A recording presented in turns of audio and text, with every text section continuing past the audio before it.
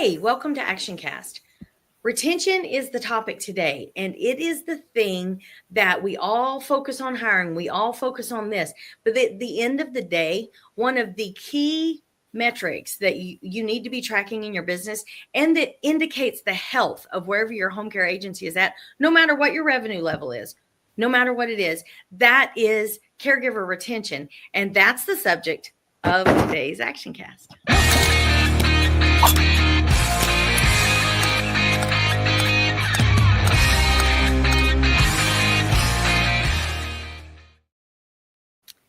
Here we are. This is the conversation that can't be had enough. And it can't be had enough because every single percent that you improve in this category in your agency fights against every other negative metric that is coming your way. Everything that you are fighting against, this one metric saves your sanity.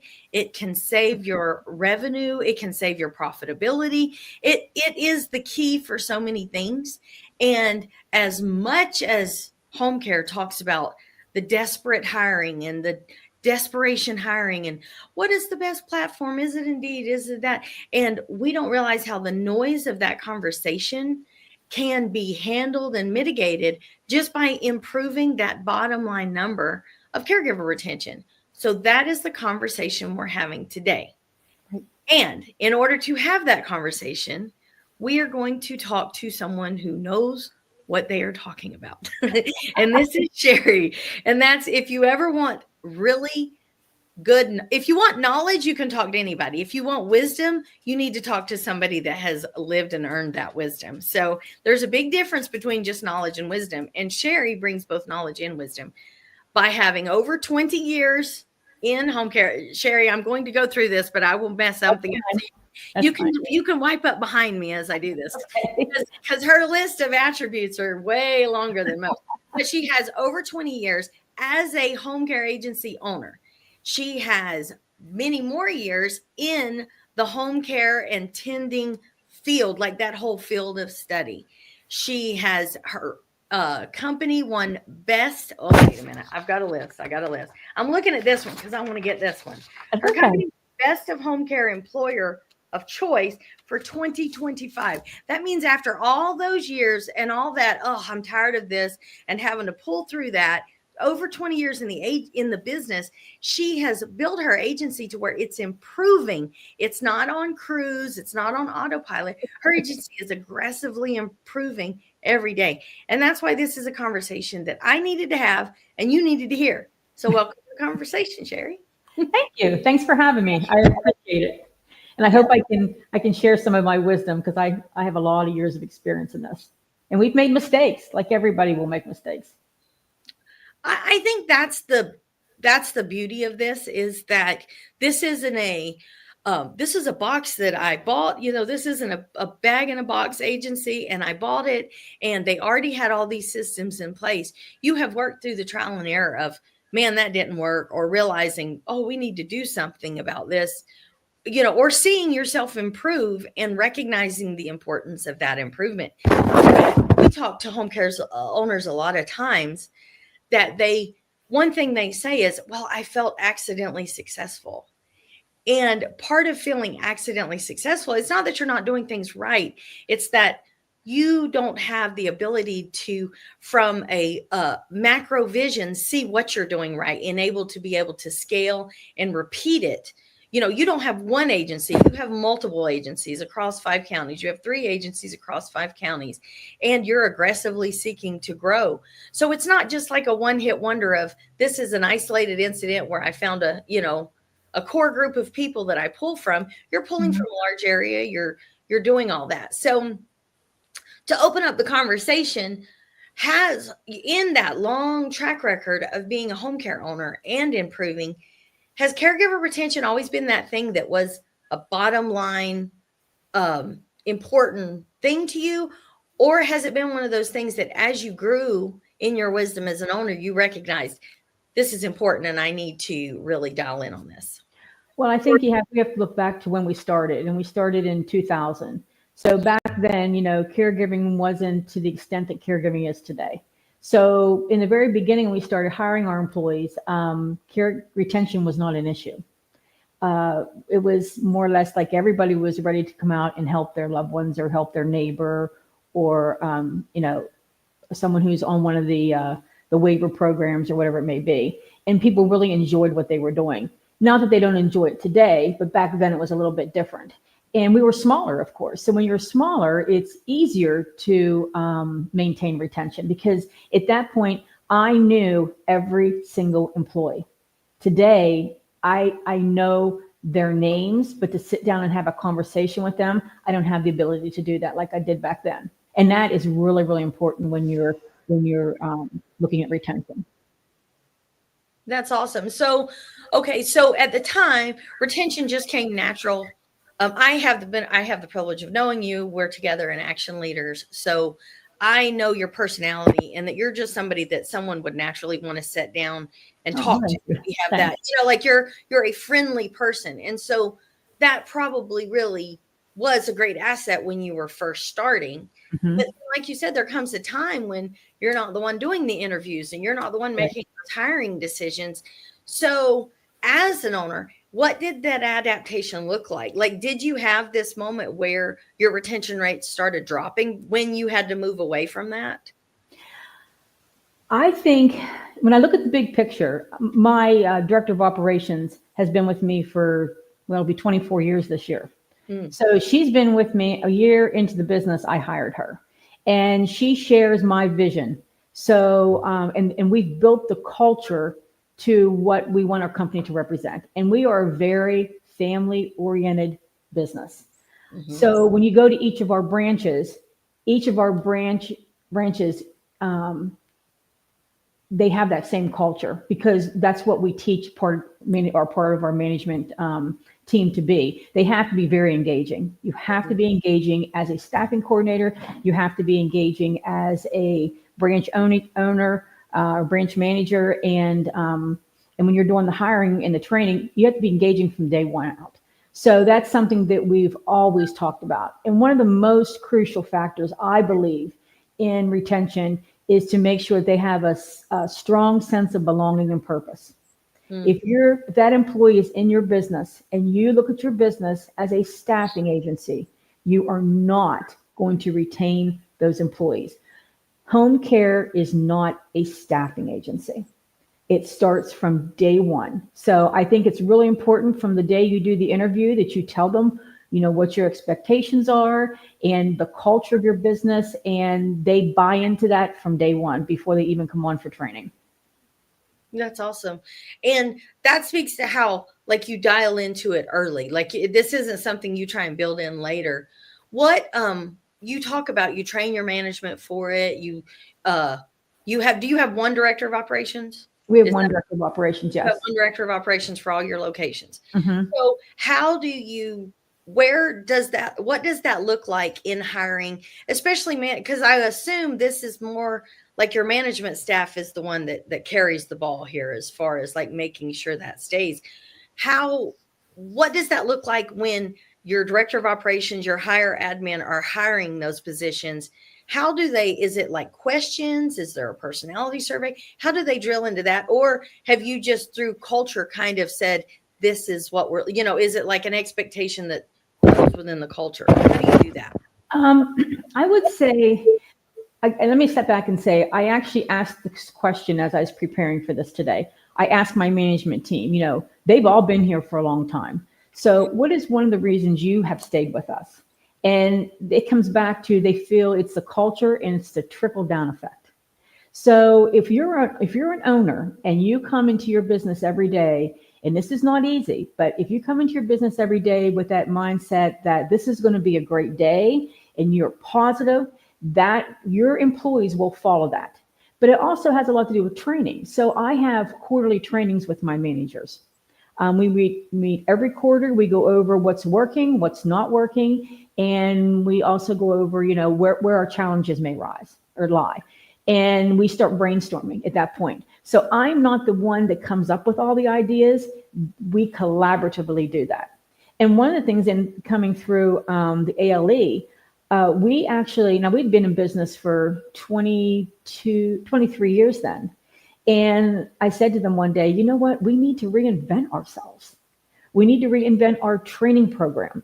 So we took the knowledge that we learned through ALE and we started looking at our training program. And then we changed everything from how we reach out to our caregivers to our potential applicants to the first questions we do with them, the interview, the application, everything changed.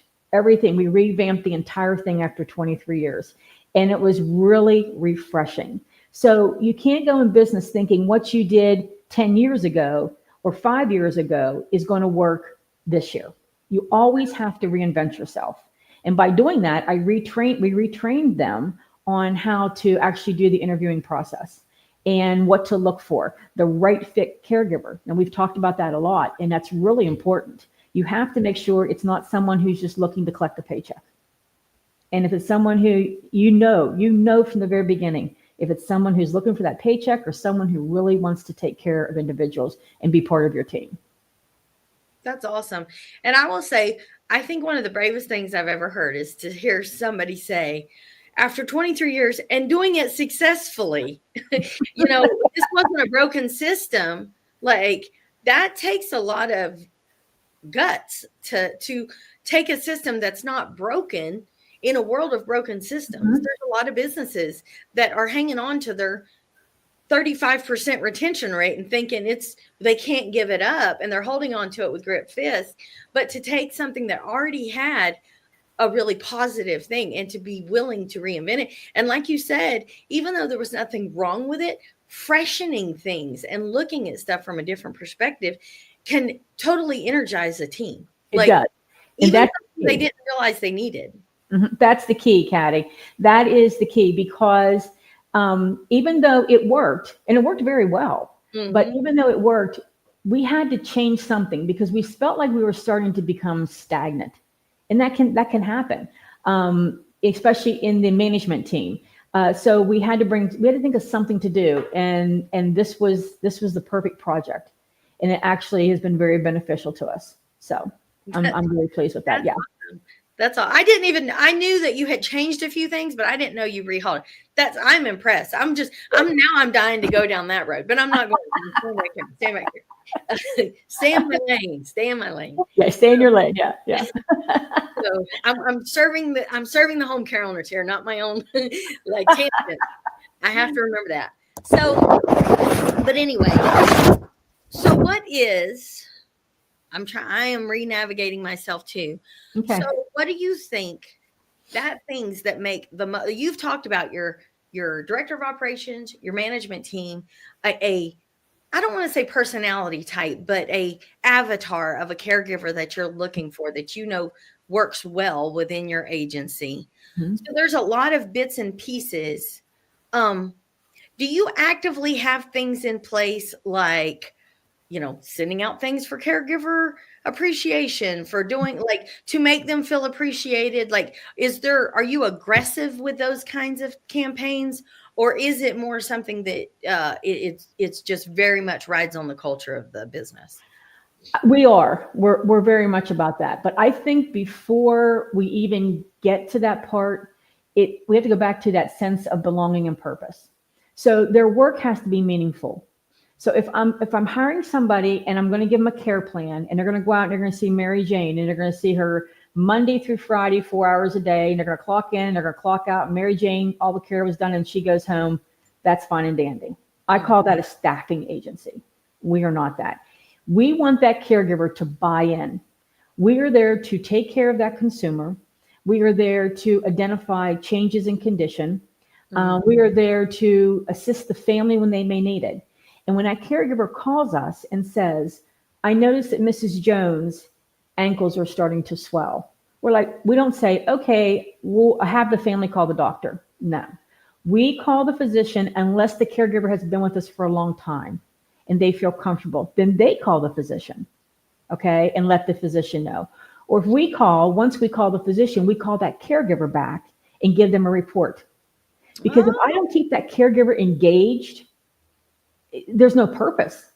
She has no purpose. You know, she's not just the messenger, she's actually part of the organization. And then the other thing is the work-life balance. That is huge. And we notice that more today with our caregivers that are in their 20s and 30s versus when we started when we were in our 30s. Yeah. You know, so we have to make sure you adapt to their work-life balance and what they're looking for. If they say I cannot work weekends, of course we tell them you're required to work one weekend a month.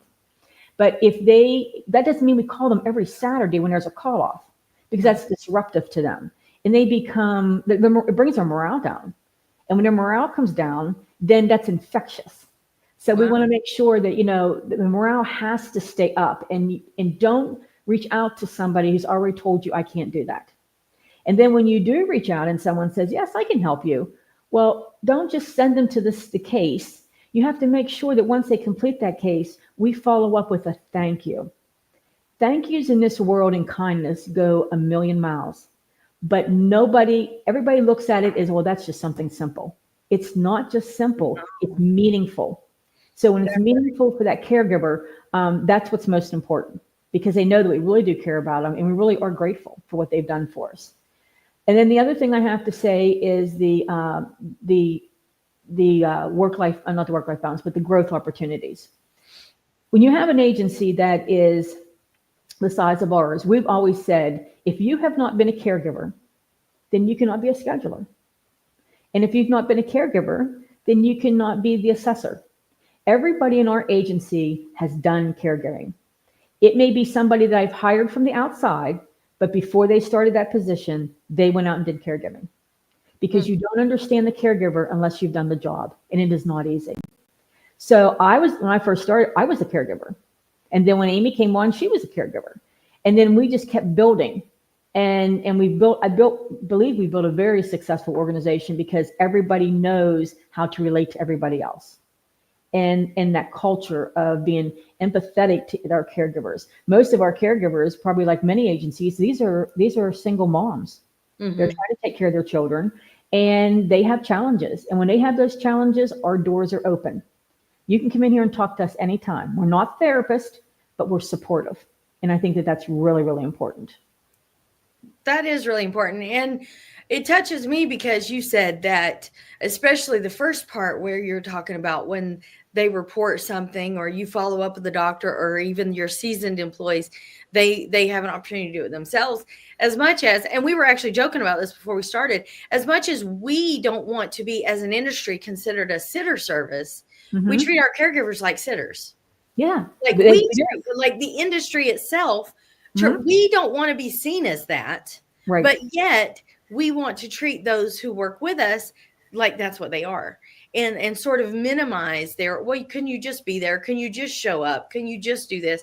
And minimize their actual effort that they're putting into it. And to what you said makes me think of there was something I was reading one time. Actually, I don't know if I was reading it or listening to a lecture, but somebody said that he was a great speaker and he had a real chemistry with everyone he spoke to. And he said that the way he does it is to envision everyone having a little sign around their neck hanging right here that says, I just want to be seen and important to someone. And that's the way you're describing how your caregivers are, is that they're not numbers. And just for ballpark figures here, how many caregivers would you say you have at any given time? We have over about 110 to 120 caregivers. So this isn't like and that I say that for people that are saying, well, my agency's large, that would be a challenge. No, you build your systems based on the needs of your agency. And a good system works with 3 employees and 3,000 employees. Like systems are that scaffolding and that structure. And how many times, and I know this is rhetorical, but no doubt many times, you haven't settled for, well, we're growing, so a cost of growing is we're going to have to give this up or we're going to have to give that up. You haven't accepted that answer. You've pushed in and said, no, this is important. It's important to who we are. And we're going to maintain this, even if it requires this or even if it requires that. So. Right. I know, like, this might be a bit off the topic, but I know that there's agencies out there that they don't like to pay overtime. Well, I will tell you, these caregivers like overtime. And why we try and keep our overtime down, if there's a case that comes in and I'm not going to turn the case away. I would rather talk to Mary Jane, who's always looking for the overtime, and say, Mary Jane, would you like to take this case? Because she knows that we care about her and she needs that additional revenue. So, yeah, I mean, we will do that for them. And we're meeting the need of the consumer and we're meeting the need of our caregiver at the same time. Right. Very good. And that's strategic investment. That's people look at that as though it's absolutely wasted. No, it's not. That's strategic investment in somebody who is a very good asset. So that's good.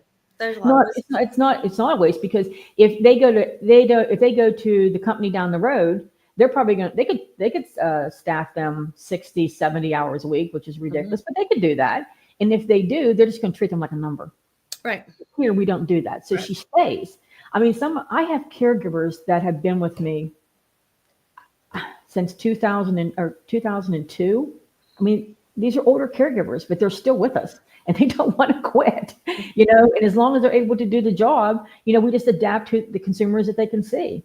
But now we're working on our next generation of our younger caregivers we're bringing in to cultivate them to, understand the organization and to be able to share that with other individuals so we can get some of those like-minded individuals in to take care of the consumers like they are. So. Yeah. And I'll follow up with that. If you've actually mentioned a couple of times that caregivers are very different than, originally 20 something years ago, like that you have noticed a big swing, a big shift in Gen X, Gen Alpha, I forget what all the names of them are, but like going between those, have you adapted a ton of your messaging, or do you just feel like it's more in line with just recognizing where they're coming in at and kind of talking to them from that? Like, is there a big difference in what you're doing now as far as like from that standpoint, or is it more just kind of recognizing that is who's coming in and just going forward with that? I don't think we've changed our message. Our message has always stayed the same. But as far as how we engage with them, that is what's changed. How do I explain this? Some of my older caregivers, they want to talk to you by phone. Some of them, obviously your younger generation, everything's text. So then we have to make sure we have secure systems to text your caregivers in. So how we communicate with them is a little bit different. As far as how we interview and how we train, that has not changed. We're and our culture is still the same. And maintaining that culture within your organization is huge. We started doing probably about, I don't know, I guess I'd go clear back to the beginning. We've always had events, and caregivers love to be involved in the events. So I've always made sure that I have money in the budget for employee appreciation, because I always look at it this way. If I don't put money in the budget for employee appreciation, one person leaves, that retention turnover can cost us up to 2 times the employee's salary. Plus it could decrease morale. Plus I could lose productivity, because if they leave, now I have no one to take care of that consumer. So I take the money that I would think of as, helping in retention, basically, and put in the budget for those purposes. And we do a lot of employee appreciation. We do everything from employee of the month, which a lot of people do, but we do employee of the month. We do a plaque. We take their picture. We give them flowers. At the end of the year, we take all those 12 caregivers and we get an employee of the year.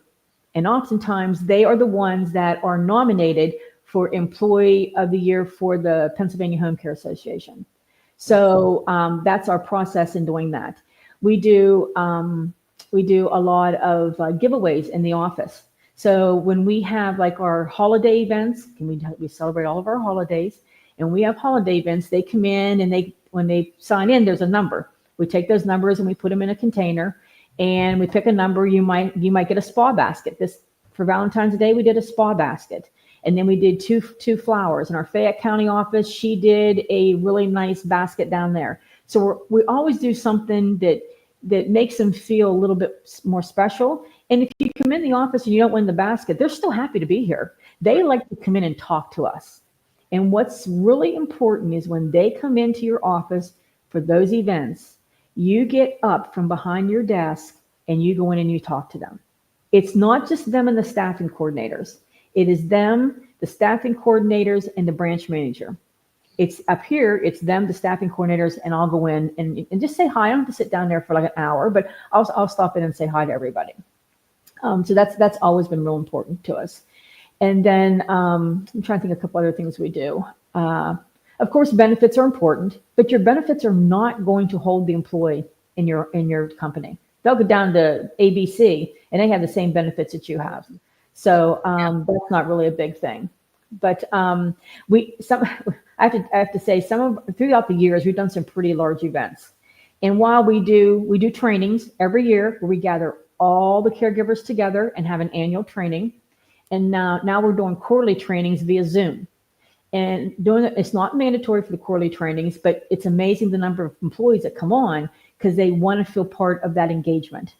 When you make it mandatory, they're like, oh, I have to do this. Right. The only thing that's mandatory is the annual training, but the quarterly trainings they're not mandatory, but they enjoy that. And our first one we're doing this year, again, is going to in March, is going to be on dementia. So we invest in our caregivers. We've taken about 24, 25 caregivers last year, and we trained them to be certified dementia practitioners, which is not cheap. Right. It's something we invest in them. And now we have 2 classes set up for this year to add another 20 caregivers to that list. And every year we'll continue to do that for the ones they're interested in and for the caregivers that we place in the clients' homes with dementia. So that's awesome. That's really, really good. Okay. So to land the plane, to bring it home, if there's home care owners that are watching this and thinking, I've been so interested in hiring, I've been desperation hiring, I've been doing this, and my retention rates are not what they should be. And they kind of have this moment of realization of, oh my gosh, I have a huge mess. What am I going to do? What am I going to do? What would be your wisdom of what is that next thing? What is that thing they can do starting today that can improve their agency and start working on these retention rates as just a simple step or maybe a simple process that you can think of that they could do? Well, the first thing you have to do is clarify the problem. Okay. And the caregivers will tell you, and you can do that through something as simple as, a monkey survey, and ask them, can you tell me one thing that you enjoy about our company? And can you tell me one thing that you feel we can improve? And you start right there. Not one thing that would make you leave, but one thing that we can improve. Do that survey and look at it. And you have to not only do the survey, you have to listen to them. They might come back and say, well, we think we need more training. And you might be go, I think we do enough training. No, if they're saying they want more training, then the next question is, where do you want us to train you? Or someone might come back and say, I'm tired of being called every night after 7:00. Well, that's an issue. So you have to look at the big picture and find out what they want. And what they want is where you need to develop your plan. And that is simple. It's simple things. It's a low hanging fruit.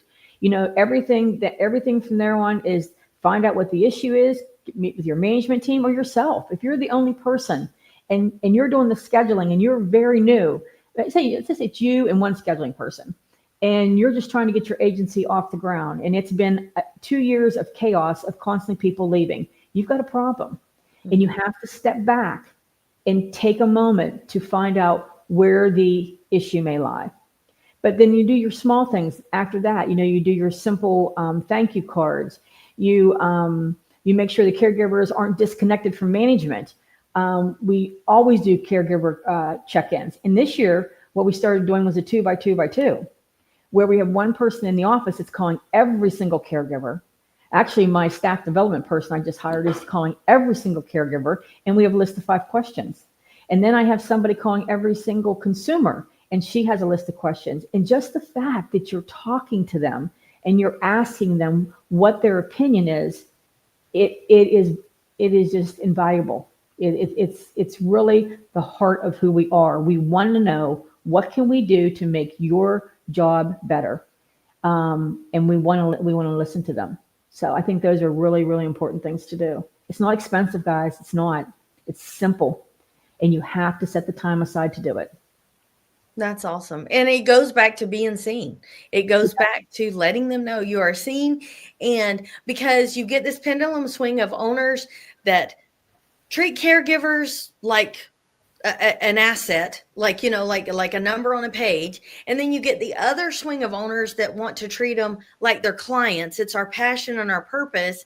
Like, and there has to be this healthy balance of having a vision, a mission, and a purpose that the whole team can be a part of, that's greater than ourselves, that's even bigger than you or me or whoever it is. So that's really good. And like you said, I appreciate you picking something that wasn't, you're at a level where you could say many things, but you pick something that is attainable for everybody.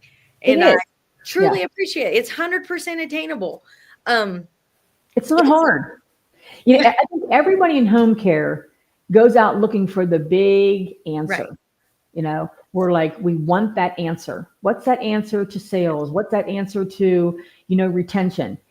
Yes. It's often the simplest things. We're not home health where we're following CMS guidelines. We're not hospice. We're not hospitals. We're home care. And home care, what's nice is we can oftentimes make our own rules. How we're going to go about, doing our training, how we're going to go about engaging with our consumers, engaging with our caregivers. And when you buy in yourself, you have to be the one who buys into your agency before anybody else is going to. And if you are an agency that has checked, owner that's checked out, your management team is going to check out. Now, I'm not in here every day. I don't have to be because my management team handles everything. Like today, we're waiting for the Department of Health surveyor to walk in. She should have been here a week ago, and she's not here. But I know if she walks in, I don't have to get up and go over there and take care of anything because that management team does that. But I'm here for the support. You have to be there for that same support for those caregivers because they're your front line. And without them, we are nothing. And a strong workplace culture attracts the top talent and makes hiring easier. And that is so important in our industry. Yes, absolutely. Well, thank you for this conversation. I think that across the board, everyone that has listened, I want to remind everyone listening, you can rewind this, you can save this and listen to it later, because I'm telling you that you will glean more and more wisdom every time you listen to a conversation like this. So do that. Put in the comments, what is the thing you're doing? What is something that you do well in your agency? What is a challenge that you're having right now? This is the conversation that home care owners need to have, because it really is about improving that one thing, about just getting down to your core mission, to know who you are and allow that knowledge to help formulate your vision, your purpose, and do it with the wisdom. And so conversations like these with home care owners that have been through all the things, the 1099 employees, and now we're here, and now, like that's all there's so much adaptation within home care, but at the same time, this is showing that it's also singleness of purpose and having that good foundation. So thank you very, very much. I want to say one more thing. Okay, Something go ahead. I left out that I think is extremely important. So as you grow, and you're doing all of your little things, your low hanging fruit stuff. When you're able to have events where the employees can bring their family, that is very important. We will have years ago, we had picnics. We had the bouncy houses. They brought their kids. It was hamburgers and hot dogs, but it was at a park and they had a good time. When we have our big events, like one year we took them on a riverboat cruise in Pittsburgh. They have I forget the name of the boat, but they were able to come and bring their significant other or their husband. When you have events where you're including their family, they know how much you care about them. It is so important. I know their children can't come into the office because there's a lot of, that's just not a place for someone to bring their kids. However, when you have your events, make sure you engage them, the entire family, because then they know that you really care about them, and you should be inviting their family. Right. You know, we're a family organization. We're not just an organization that is there for the caregiver. It's themselves. So I think that's important, and I've done a ton of things like that. So maybe I can comment on there and tell them some of the ideas that we've done. We had a huge 2010 event where it was like the Oscar night, and they all came dressed up like they were going to the Oscars with the red carpet. And then we did a minute to win it, and we had a money machine that they got in, and they were able to pull money. They still talk about that to this day. And now we're planning our 25. So I want to see pictures. I want to see pictures of that. You should post them. We have all pictures from years ago. Yeah, I would love to see that. You know, but so 25 is coming up, and now we're trying to figure out what are we going to do, because we really have to top that. So it's exciting, and you have to keep your business exciting to keep your employees excited and engaged. You have to keep them engaged. It's really important. Yeah. And like you said, just knowing a big event is coming up like that can sometimes be the difference in someone holding out for a few more months and then they get over whatever. Like, it's just, it's fun. Yes. It's not a job. It's not a job. That's right. You're going to work at some place where someone not only appreciates you, but we try and do nice things for you. Yeah, exactly. So thank you for the conversation, and for everyone, comment below all the things, what you're interested in, any questions you have. This is meant to be a conversation that takes you wherever you're at as an owner, wherever that is, and get you to wherever you want to go. Yeah. So who knows what we're going to talk about next, but I promise it's going to be a good one. Thank you, Sherry. Thank you. We will see you next time on The Action Cast.